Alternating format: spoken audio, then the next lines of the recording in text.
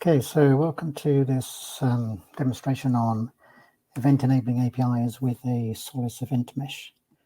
My name is Richard Lawrence, and I'm ably assisted here with my colleague Christian Holtfurth, and we both work with Solace.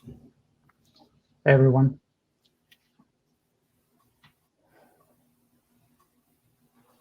Right, so what we'll be showing today is an example of the event-driven architecture pattern for publishing and subscribing to live flight tracking telemetry data. But before we go into the demo itself, just show a few slides to introduce what we really mean by being event-driven and how it can be related to APIs.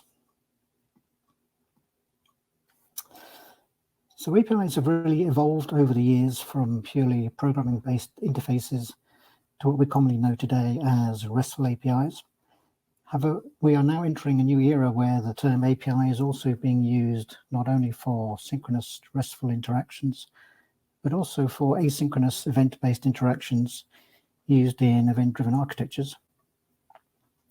And even though EDA is a relatively new term, the event-driven pattern has actually been around for quite a long time, and Solace has been doing this for around 20 years now, where it's been heavily used in the finance industry for use cases like market data distribution, for example. But now we are starting to see this pattern also being widely adopted in many other industries and being an important part of most organizations' digital transformation projects. So how do we compare a RESTful API-led approach versus an event-driven approach? And when should we use one or the other? So firstly, from an architectural point of view, the interaction styles are quite different. With RESTful APIs, it's a synchronous request-reply style of interaction. So you can call a RESTful API and get information when you want it. But whereas with an event-driven interface, it's more of an asynchronous push style of interaction. So you're given information when it actually happens, and it's typically used to enable access to real-time data or frequently changing data. So just to look a little bit deeper at some of the differences and pros and cons of each approach. With RESTful APIs, you can usually call the API directly to get the information you want. So it's quite straightforward to implement, and this is usually fine for accessing static data or data that doesn't change too frequently. However, for data that is changing more quickly, you end up having to keep polling the service to get the new data, which can become very inefficient and doesn't scale well for larger systems. Also, when calling a RESTful API, it's a blocking call, so it can be slow if it's a remote service. And what happens if the API is down or there is a connectivity issue accessing the service? Then you often have to end up implementing additional retry logic to try and cope with those kinds of error scenarios. But with event-driven, you really need a data delivery platform in the middle. So you are handing over responsibility for delivering the information to a middleware platform like Solace, for example. So it provides looser coupling between your applications, which can give you greater agility. And it can also be more scalable, so there's no need for polling for updates, as when the information changes, the updates are automatically pushed to you in real time. Also, multiple recipients can receive the same updates all at the same time. It uses the publish-subscribe message pattern, where applications can ask the middleware platform to receive specific events or to receive sets of related events through the use of topic-based subscriptions. So in summary, these patterns are quite different. However, they aren't mutually exclusive. And you don't decide just to use one or the other. In most cases, you'll want to use a combination of both patterns in your architectures.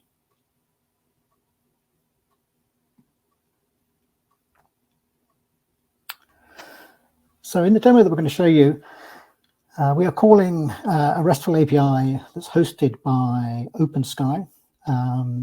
This is a public available API, and you can use that API to receive live aircraft tracking data. And we're then going to publish this data out as real-time updates to an event mesh, which is then going to distribute the data to multiple users for display in web dashboards. So if you're not really familiar with this term event mesh, what is it exactly? Well, The Event Mesh is the runtime platform for an event-driven architecture, and it's that glue in the middle that's responsible for delivering your real-time events reliably to all interested recipients. And the Event Mesh is composed of event brokers, and these are deployed across your enterprise, which can include multiple cloud regions, whether it's public or private cloud, or even in your own on-prem data centers. And these event brokers are then all connected up to form a global event mesh, enabling all your applications to send and receive events irrespective of where they're deployed. And the event mesh will automatically and dynamically route events to wherever your applications are running.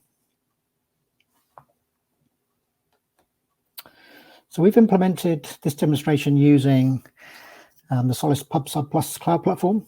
And this is the managed SaaS service. So this is the easiest way to deploy an event mesh. But there are other options, and you can also deploy your own software, or you can even install hardware appliances that we provide for extremely high performance types of use cases. So the Solace platform has many features, but this demonstration is going to demonstrate some of them. So some of the features we're going to be showing are mainly the multi-cloud event mesh. So in this case, it's going to be just a small event mesh connecting up to cloud regions, but it could be a much larger event mesh spanning many more regions across your whole enterprise. We'll be using the PubSub message pattern, so we'll be publishing events to topics that can be subscribed to by multiple consumers, and Solace also supports other message patterns such as request reply and guaranteed message queuing, for example. We'll be using something called dynamic message routing across the event mesh.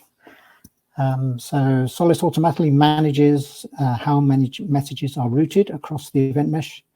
So data is only exported and delivered to regions where it needs to be consumed.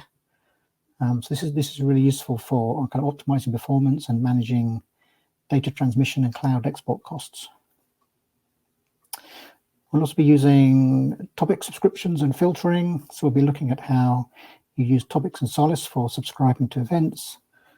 And this can be done at a very fine granular level, so you only receive the information that you're really interested in. In our platform, we support a wide range of APIs and open protocols that you can use to connect to the event mesh, including JMS, MQTT, MQP, even REST. In this demo, we've got a couple of Java-based microservices that we'll be using. So they'll be using our Java API, and we've got a web dashboard that we use to display information, and that'll be using our JavaScript API. We'll also just briefly introduce our Cloud Console and Event Portal that you can use for designing your event-driven architecture and managing your event mesh.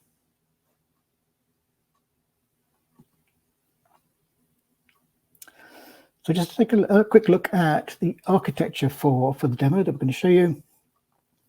So we've got an event mesh deployed across 2 cloud regions. We've got a Solace PubSub Plus cloud service running in Azure in London. And we've got another one running in the US, in AWS US East. And they're connected up together to form this multi-cloud event mesh. So we've got an event mesh spanning between Europe and North America.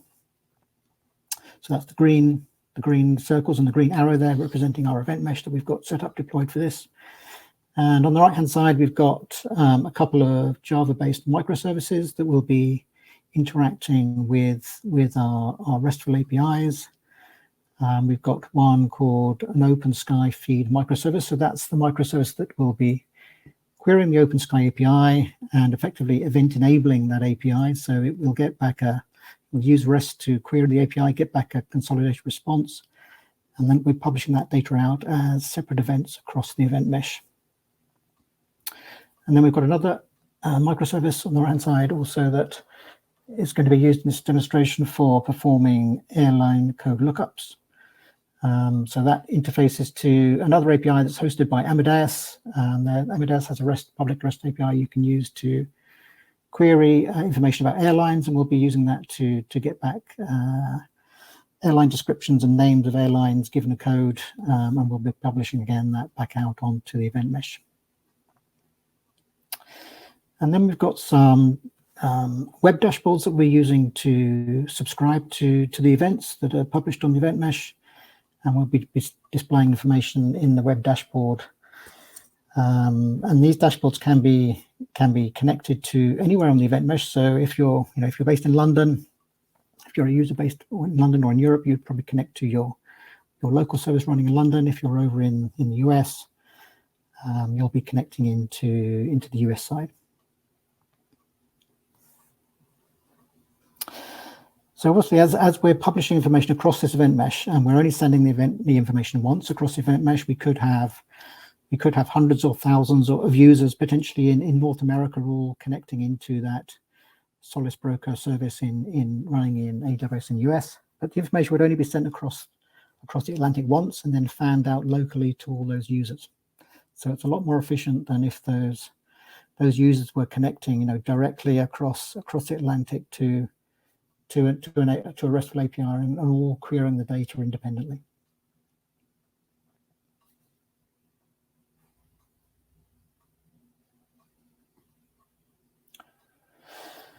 So just a few screenshots on our Cloud Console.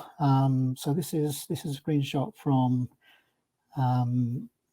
what we call Mission Control in our PubSub Plus Cloud Console. This is where you can go to actually build and deploy an Event Mesh. This is the screenshot of one we've just set up prior to this demonstration. It would take about sort of 10-15 minutes to deploy those services and connect them up. So we've already done that, but here's just a screenshot of showing what we have set up. So we've got a service running in Azure in London and one running in AWS in the US, and those are connected up together. We've also got some monitoring. So you use this central Cloud Console for all management and monitoring of your whole Event Mesh. Here's an example basic monitoring service page for one of the services, for the flight tracker service running in London. We can see some basic sort of monitoring and status here. We've also got a lot more advanced monitoring. So we also collect a lot of data and metrics that we store in Datadog.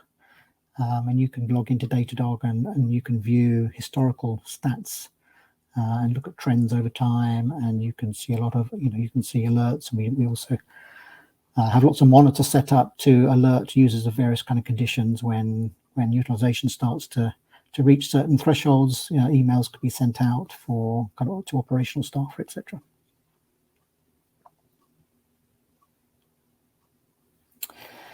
And then this is just a screenshot of our event portal.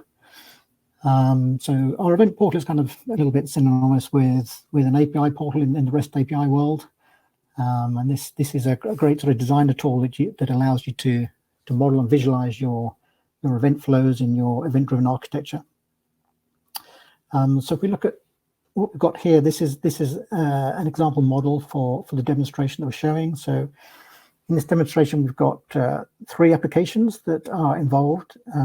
We've got on the right-hand side here, we've got the OpenSky microfeed service. That's the 3 kind of large circles across the middle here. We've got the OpenSky feed microservice. We've got the flight tracker dashboard in the middle, and on the left we've got the Airline code lookup microservice. And then the smaller green circles represent events that are being either published or subscribed to by these various applications. If we look at on the right-hand side, the one at the bottom, that's the main flight tracker plane update event. So that's the main data event that's being published out from the OpenSky microservice, and then that's being received by the flight tracker dashboard.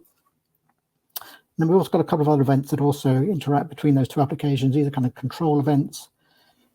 We've got a start event that can be used from the dashboard to actually trigger the microservice to start publishing data. And then we've also got an availability event, so the dashboard knows that the microservice is there and running. And then on the left-hand side, again, we've got some events that flow between the Airline code lookup microservice and the dashboard.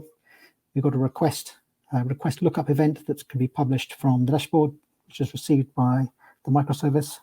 And the microservice would do that RESTful API call to the Apidays API, return result, and then that would get published back out onto the Event Mesh as a result event that would then be received by all the flight tracker dashboards that we're running on the event mesh. Within this event portal, we've also got a catalog. So the idea here is that you would catalog all of your events. You'd have descriptions around the events. You would have the schemas associated with those events. So anyone can go into the catalog, search for different events, search for data they might be interested in, understand what those events mean and how you can use them. So that's a great way of different users, different architects and developers all coming together and collaborating on event-driven architectures. And this typically this would be something that different lines of business across your organization would all come together and use collectively.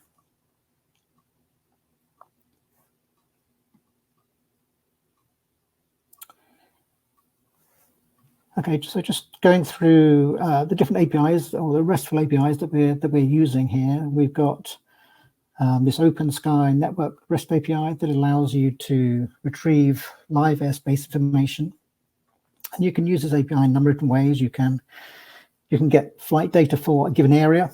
You can get flight data for a given time interval or just for a given aircraft. You can also get information about arrivals, departures by airport. We're going to be using, in this demonstration, we'll be using the first one. So we'll be accessing or retrieving flight information for a given area. And we'll be looking at flights over the UK. So this is an example sort of REST query that we'll be using, which gives a bounding box for the UK area, and that will return all current flights over the UK. So when we call this RESTful API, we'll get back a consolidated response. And for each flight, current flight, we'll get a number of different properties. The first one is this 24-bit hex address. This is a unique ICAO code that actually represents the aircraft. So every aircraft has a unique address. And then the call sign is the flight code for that particular flight. And then you've got various information about its position, its latitude, longitude, its speed, its altitude, its track, its direction, etc. So what we'll be doing is when we get that response back, we'll be going through the response within the microservice, and we'll be pulling out each of those flights, and we'll be publishing each update for each flight out independently as a separate event. And when we publish information to Solace, we do that in the form of a topic. So we can assign to the message a dynamic topic. And in this case, we'll be using topics of this form. So this is a hierarchical type of namespace that can uniquely describe each event or even sets of events. And this is something that can be created completely on the fly dynamically. So we'll be including dynamic information within the topic itself. So if we look at this topic, they start with flight tracker. All these events are to do with the flight tracker demonstration. This is an event to do with a plane, and it's an update event for a plane. And then the source represents the source of information. In this case, the source is from the OpenSky API. So that will be OS representing OpenSky. There could potentially be other sources of information. And at the end, we've got the flight code, which will be populated at runtime dynamically for each particular flight.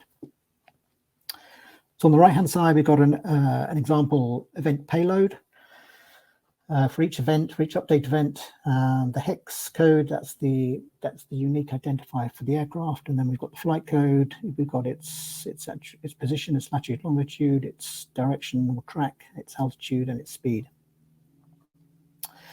So this is an example for an American Airlines flight. So when we publish that data, we would send it to this topic, flight tracker /plane/update /OS for OpenSky, and then /AAL239. So that's the flight code.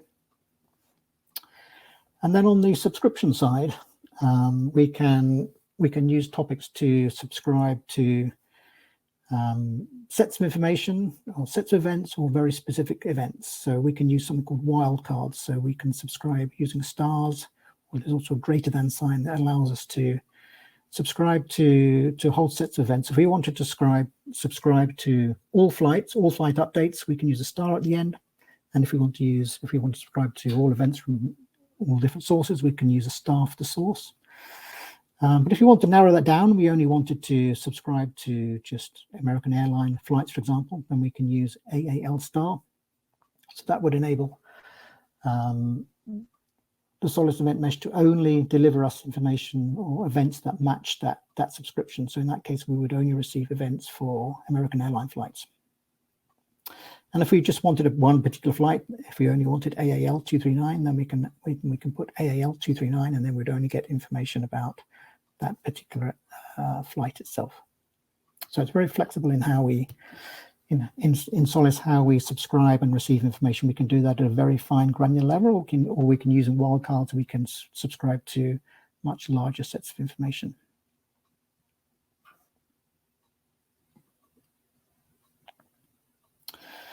So just quickly looking at the airline code lookup API. So this is an Amadeus service that, given an airline code, returns a description of the airlines. So in this case, we've got an example query with an airline code of BAW, and that returns two codes back. So it returns the code that we use, but also returns the IATA code. So there are, for each airline, there's actually two codes. The IATA code is typically the one you see on your boarding pass.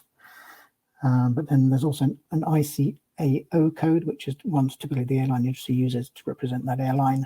And then we also get a description or a name of the airline. So as we go through the demo, we'll be doing some of these lookups on different flights and seeing what airlines they represent. And again, we're doing this over the event mesh using topics to represent the different types of events. We've got two basic events used here, a request event. So in the dashboard, we'll be performing a lookup request, which eventually will be sent out over the event mesh, received by the airline code lookup microservice. It will then go to Amadeus to do that lookup and then return result. That result will then get published back out onto the event mesh using result topic, and that will be received by any dashboards that are out there running on the event mesh.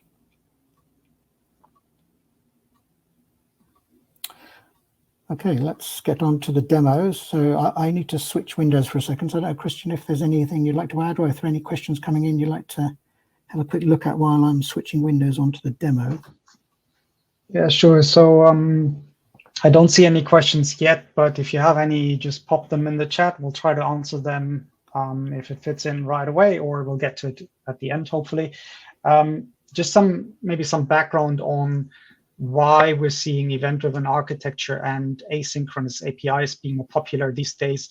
Some of the drivers behind that is that if you have systems deployed across multiple sites, they are no longer in the same data center. Using traditional APIs, RESTful APIs, where you need to connect from one system to the other, isn't always as performant because you have higher latency typically between the sites, especially if you're geographically deployed on multiple continents. And it also throws some obstacles in the way with firewalls, etc. So it kind of becomes tricky to enable all these systems to communicate with each other. And the event mesh solves that problem in that it basically the applications only talk to a local broker. And the brokers communicate with each other. So there's only one firewall rule that needs to be opened between the brokers to communicate with each other. And they stream the data as it gets pushed and where it needs to go. So there's optimization built into the product to only push it to the places that are actually interested in the data.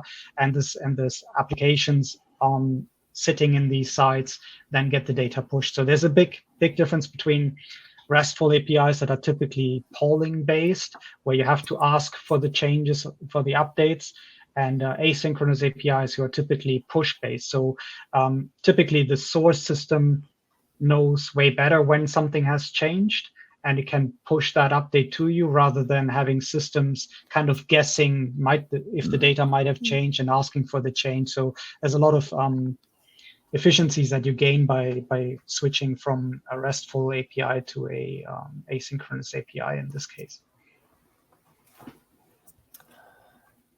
Okay, great, thanks. So yeah, let's run the demo now. So this is the web dashboard. I'll show you mine. I think Christian can also run one from his side. So We can connect to any of the services in the Event Mesh. As I said, we've got 2 services in our Event Mesh, one in London and one in US. I'm based in London, so it makes sense for me to connect to the London one. Maybe Christian can connect into the US side. He's not actually in the US, but he can just pretend that he was in the US. He can connect to that side. So we connect. That allows us to connect. Now we're ready to subscribe. And we're going to be subscribing to this topic. So this represents all flight update events from any source for any flight, right? So this would allow us to receive basically all flight update events using this topic. And then to kick off the microservice, we can send a start event. So when I click here, this will actually send an event into the microservice.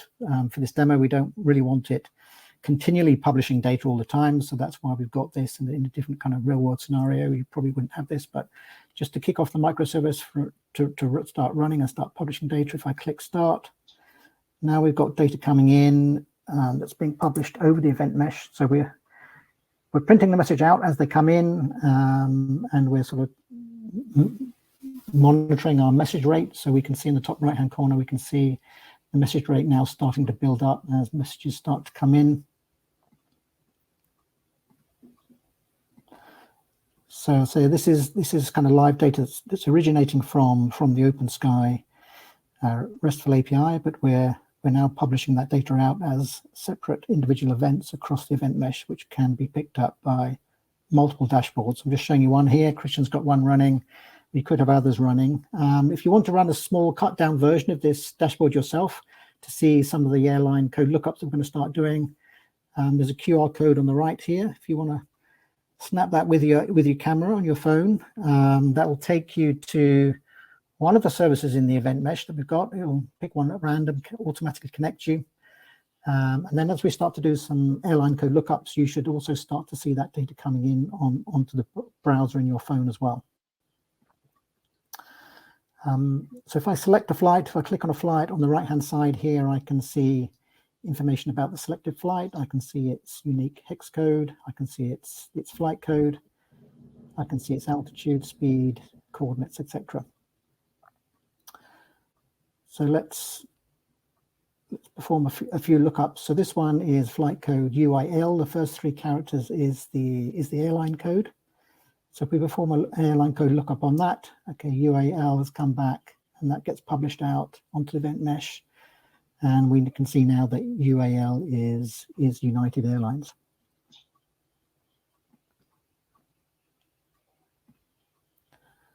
So let's do a couple more. NOZ, I have no idea what that is. Okay, NOZ is Norwegian Air Shuttle. Okay, so anyone who's used the QR code should be able to see these airline codes coming out and appearing on your phone as well. There's one just come in, so I think maybe that's come from Christian. If Christian's just done one, yep, that's coming there. Yeah, so maybe something to mention here is that the data is all pops up. So it's being published to the broker once and being fanned out from the brokers. And any filtering that you are doing, so if Richard were to change the wildcards, the asterisks that we have in the topic that we're subscribing to something more specific, if we just want to see BA flights, for example, then all that filtering is being applied on the broker. So you're not overwhelming the clients, having to throw away any data that it doesn't want. It's the brokers doing that work, and it saves network bandwidth and also many times egress costs on the clouds in this case. Yeah, so I've changed my subscription now to BA star. So now I'm only receiving events for BA flights are the only events now that are being pushed into my browser. So I've only got now 5 planes on screen. My message rates now dropped. These flights are all just BA flights now. So if I wanted to also just subscribe to this specific flight, this is BA W268. Subscribe just to that one. Now I've just got one plane on screen, just my single flight that I'm interested in. Yeah, so this shows some of the filtering capabilities that are built into PubSub and topic and wildcards, and you can apply this in many different ways, right? We can filter on airline codes in this case. We can filter on the source. We only have one source right now, but if there were multiple sources for the data, we could pick one. And if you have a different topic space, you can put any kind of information in this topic space that you would like to filter on. So it could be business domain related information, and we want to pick certain business domains, certain applications, certain event types. Everything that you put in the topic space is filterable. There's a question from Roman, and the question is whether so you mentioned, Richard, that we can connect hundreds of thousands of consumers to this web dashboard via WebSocket / JavaScript. So the question was, do we provide that as part of the server? Is that built in? So yeah, within the service itself, yeah, we provide a number of different capabilities and options for connectivity for your application to connect. So yeah, we support various kind of open protocols and APIs. So yes, MQTT, AMQP. We have our own APIs in various different languages. Yes, so all those options are fully supported. Yeah. Yeah, so WebSocket is a wrapper protocol. We support MQTT over WebSockets, our own protocol over WebSockets, and AMQP over WebSockets. Yeah. Yeah, so in this case, we're actually using, we are using WebSockets. If you can see here, we're actually using secure WebSockets to connect to the cloud service, to the Event Mesh. So we're using a JavaScript API within the browser, but we're actually connecting over WebSockets.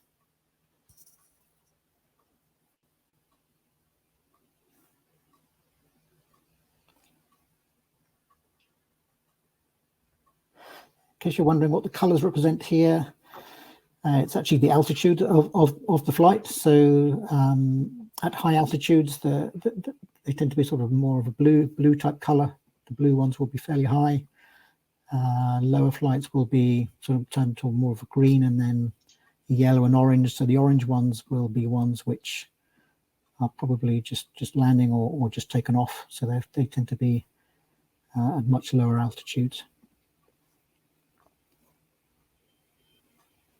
Sometimes you see small airlines as well that are operating from regional airports. They tend to stay lower. So maybe one thing to mention here is like this dashboard kind of might look familiar to some who have seen, I think it's called Skyscanner 24. And it's so this is just showing like something you can do via REST. So you can obviously do all these things using traditional open APIs, Open API or RESTful APIs. But showing you doing this via EDA, we wanted to show you it's possible doing it both ways, but doing it with asynchronous APIs has some benefits that we would like you to keep in mind when you're designing your application. So whenever you have the need to push real-time data to another source, and there's a potential for that data to go to more than one destination, then it might be useful to put a broker in the middle that can handle the fan out. So because what that gives you is that you're decoupled from the consumer applications. The publisher doesn't need to know who is consuming the data, and it doesn't need to get changed whenever something happens downstream of that data stream. What you only need to update is kind of like you add subscribers to the brokers, and the brokers handle all that fan out automatically. So if consumers get removed or added, it's fully decoupled. There's no rollover effect to the publisher having to change. So we're seeing that in the current environment where businesses are breaking up monoliths, going into more distributed systems, spreading them over multiple clouds or data centers, even going into the IoT space, and going into microservices world, or maybe it's something in the middle between microservices and monoliths sometimes. But you get the picture. There's more and more systems that need to communicate with each other, and doing all of that point to point becomes a challenge because of the firewall restrictions, because of the restrictions around having to be up at the same time and having network connectivity. And all these things. So the event mesh in the middle gives you a shock absorber that can handle peaks of data and smoothen them out for subscribers that might not be able to consume the data as fast as the publishers are publishing them. It can distribute the data across multiple sites, about hybrid cloud, multi-cloud environments. And it allows for generally for a more scalable and more robust architecture.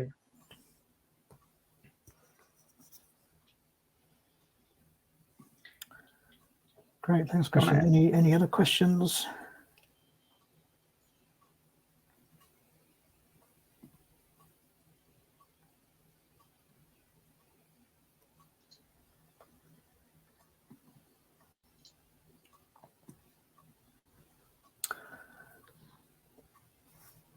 Okay, well, unless there's any other questions, I think that's the end of what we had to show you. So thanks very much for joining. And also, if you'd like to hear more about Solace and like to see more about the Solace Event Mesh and our platform, then just please get in touch and we'll be happy to set up a demo for you.